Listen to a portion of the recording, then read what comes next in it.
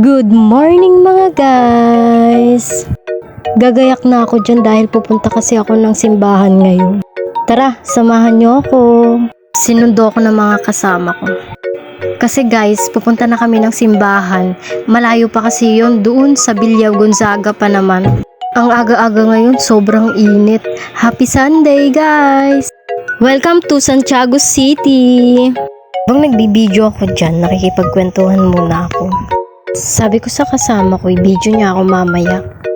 Nandito na rin kami sa tulay. Medyo malayo-layo pa ang pupuntahan namin. Guys, huwag kayong mainip Manood lang kayo dyan. Thank you.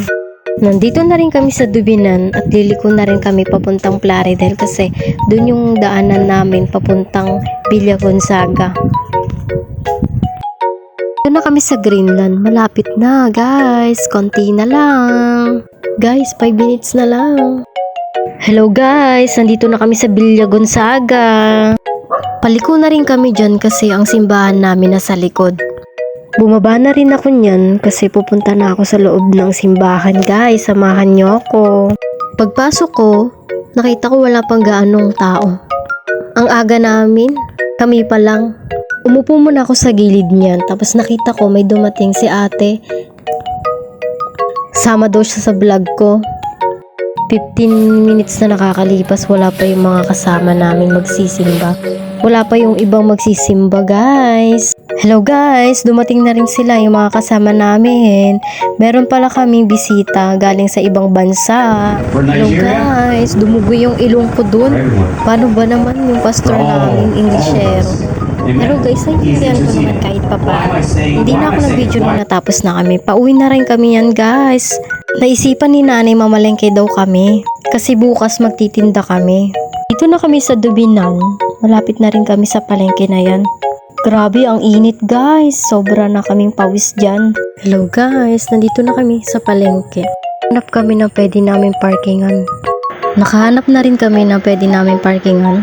Bumaba na rin kami dyan kasi pupunta kami ng sa loob ng palengke. Sinamahan ko si nanay at mamamalengke raw kami ng paninda namin bukas. Nakatawid na rin kami dyan.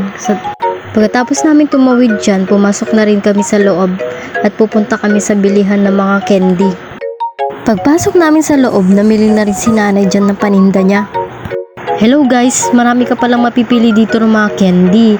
Hindi lang pala mga candy ang tinda dito guys. May mga laruan, school supplies, at marami pang iba guys. Kaya gustong gusto ni nanay ditong bumibili. At saka mura lang kasi ang tinda nila dito guys. Pagkatapos ni nanay mamalengke dyan, umuwi na rin kami dyan guys. Nakarating na rin kami. Pagkatapos niya bumaba na rin kami, nagpahinga muna ako saglit guys. Pagkatapos ko magpahinga dyan guys, pumasok na rin ako sa loob at magpapalit ako ng damit. Inutusan ako ni nanay at gagawa daw kami ng milk tea at ititinda namin bukas guys. Hindi na ako nag-video dyan guys.